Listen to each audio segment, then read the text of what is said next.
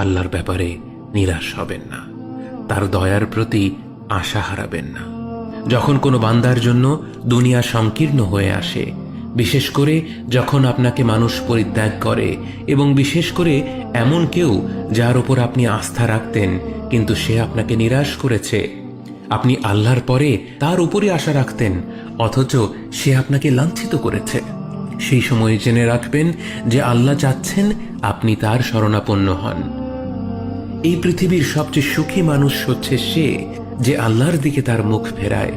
এই পৃথিবীর সবচেয়ে সুখী মানুষ সে যে আল্লাহর কাছে তার হৃদয় সমর্পণ করে।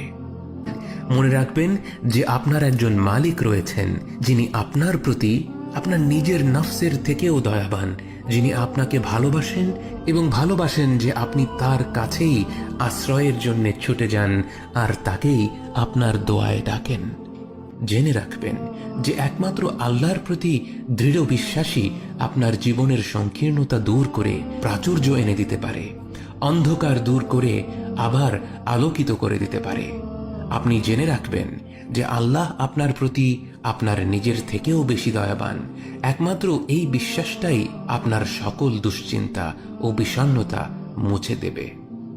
কে আছে এমন যে আল্লাহর দরজায় দাঁড়িয়েছে কিন্তু আল্লাহ তাকে তাড়িয়ে দিয়েছে? তিনি তো সবচাইতে উদার, মহা দয়ালু, মায়ার সাগর।